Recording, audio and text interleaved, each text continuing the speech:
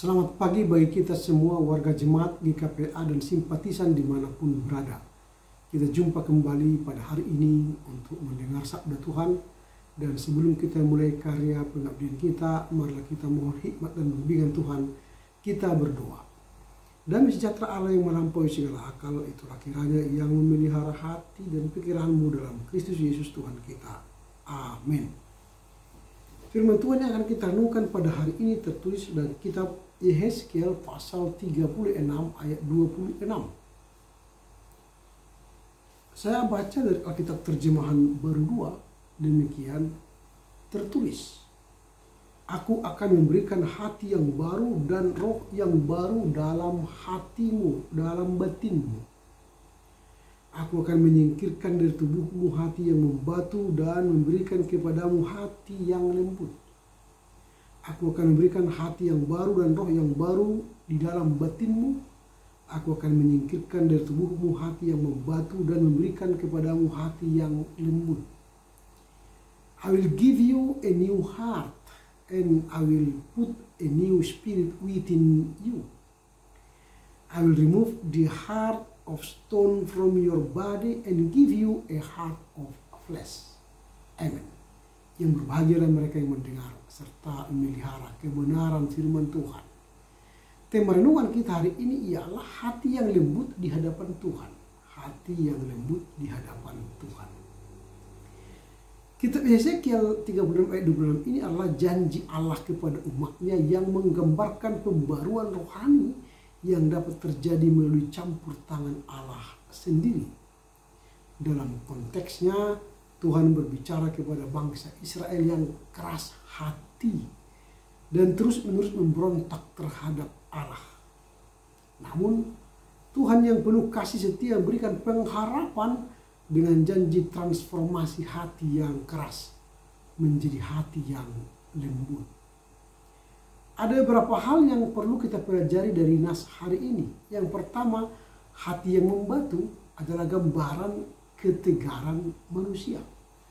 Hati yang membatu adalah simbol keras kepala, ketidaktaatan dan ketidaksensitifan terhadap suara Tuhan.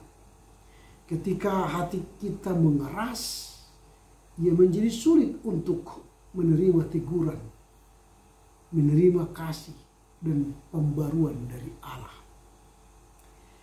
Dalam kehidupan kita, hati yang keras seringkali muncul ketika kita terjebak dalam dosa, dalam rasa pahit, atau dalam kesombongan. Kita menjadi tertutup terhadap pimpinan Roh Kudus dan sulit untuk merasakan kasih Allah maupun menyatakan kasih kepada sesama. Itu yang pertama, hati yang membatu, gambaran ketegaran manusia. Yang kedua, pemberian hati yang lembut, inisiatif Allah. Janji dalam ayat ini menegaskan bahwa hanya Allah yang mampu mengganti hati manusia. Dia tidak hanya menjauhkan hati yang keras, tetapi ia memberikan hati yang baru. Jadi hati kita diganti oleh Allah. Jadi hanya Allah yang bisa mengganti hati kita. Artinya Allah mentransplasi hati baru kepada hati kita. Hati kita yang keras ditransplantasi hati yang baru. Yaitu hati yang lemah, lembut. Hati yang lemah lembut bukanlah tanda kelemahan, melainkan tanda kepekaan yang mendalam terhadap kehendak Tuhan. Ini adalah hati yang mau diajar, rendah hati, dan berlimpah kasih. Itu yang kedua, pemberian hati yang lembut adalah inisiatif Allah. Yang ketiga, hati yang lembut, cerminan hidup yang diperbarui. Hati yang lembut, cerminan hidup yang diperbarui. Hati yang lembut menghasilkan kehidupan yang penuh kasih, kesetiaan, ketaatan, dan pengampunan. Itulah hati yang lembut itu. Dia penuh kasih, penuh ketaatan, dan penuh pengampunan. Orang yang memiliki hati yang lembut akan mudah berempati terhadap sesama manusia dan siap untuk mengasihi. Bahkan mereka yang sulit untuk dikasihi. Jadi mereka mengasihi mereka yang sulit dikasihi. Karena apa? Karena dia telah memiliki hati yang lembut. Selain itu, hati yang lembut memungkinkan kita untuk semakin peka terhadap suara Roh Kudus dan mengambil keputusan lebih baik, hidup lebih baik dalam kehidupan sehari-hari. Itu yang ketiga. Hati yang lembut, cerminan hidup yang diperbarui. Yang keempat, panggilan untuk hidup dalam pembaruan. Panggilan untuk hidup dalam pembaruan. Sebagai orang percaya, kita dipanggil untuk terus-menerus memperbarui diri kita, hubungan kita dengan Tuhan, hubungan kita dengan sesama, hubungan kita dengan siapapun. Doa, firman, dan penyerahan diri terus-menerus adalah jalan untuk menjaga kelemah lembutan hati kita. Itu 4 hal yang kita pelajari dari nas hari ini. Pertanyaan kita selanjutnya adalah apa yang perlu kita renungkan dari nas hari ini. Yang pertama, Allah inisiator transformasi. Jadi yang membuat kita berubah, hati kita berubah, itu adalah karena Allah sebagai inisiator transformasi itu. Ayat ini menunjukkan bahwa pembaruan hati adalah karya Tuhan, bukan karya kita. Itu karya Tuhan sepenuhnya. Hati manusia yang cenderung keras dengan ego, dengan dosa, dengan pengalaman pahit, diubah oleh Tuhan menjadi hati yang baru, hati yang lembut, hati yang penuh kasih, ketaatan, dan melakukan kehendak Tuhan. Allah yang penuh kasihnya berjanji menggantikan hati yang keras dengan hati yang lemah lembut.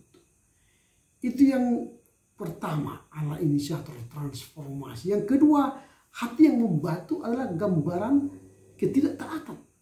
Jadi hati yang membatu dalam bakal ketidaktaatan, tidak peka terhadap suara Tuhan, kesombongan dan pemberontakan.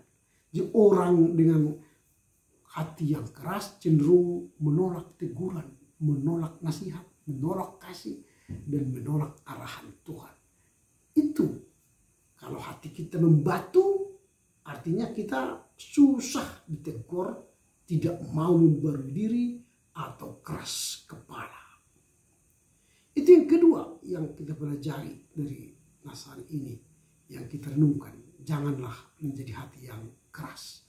Hati yang membatu itu menggambarkan ketidaktaatan. Yang ketiga, hati yang lemah lembut, kehidupan yang diperbarui. Jadi hati yang lemah lembut melambangkan kehidupan yang diubah. Hidup yang dalam ketaatan, dalam kasih dan pengampunan. Kesetiaan kita kepada Tuhan. Jadi intinya ialah hati kita peka terhadap kebutuhan sesama dan rindu untuk mengikuti kehendak Allah. Itu yang ketiga. Hati yang lembut, kehidupan yang diperbarui. Yang keempat, kebutuhan akan Roh Kudus. Apa yang hendak kita pelajari dari nas hari ini? Yang keempat, kehidupan atau kebutuhan akan Roh Kudus. Ayat ini juga berbicara tentang pembaruan roh atau batin kita. Pembaruan itu tidak hanya terjadi di permukaan, tetapi di dalam hati inti keberadaan manusia. Roh Kuduslah yang bekerja dalam hati kita untuk menyingkirkan kekerasan dan menggantinya dengan kelemah lembutan. Jadi di dalam hati kita ini supaya bisa berganti dari hati yang keras menjadi hati yang lembut, itu kuasa Roh Kudus. Kuasa Roh Kudus adalah yang menggantikan hati yang keras dengan hati yang lembut.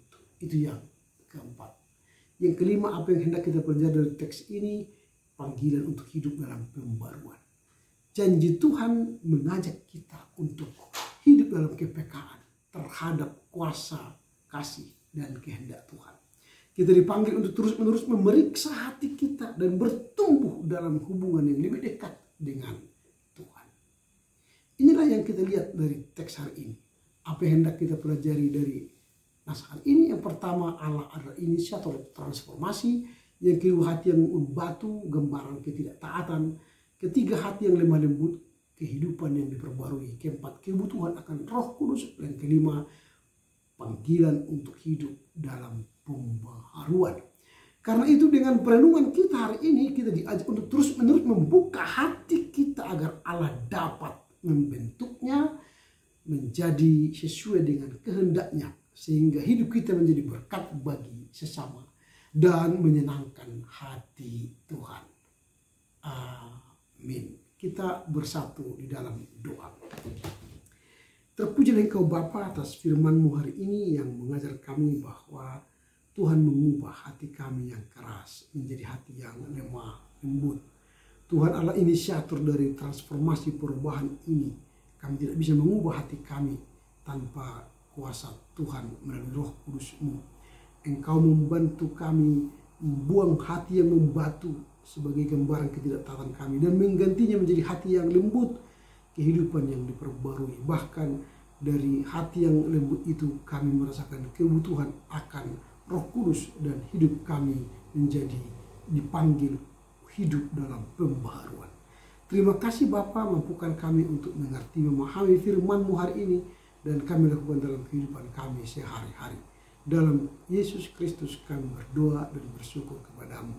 Amin. Selamat berkarya untuk Tuhan. Tuhan Yesus memberkati. Horas.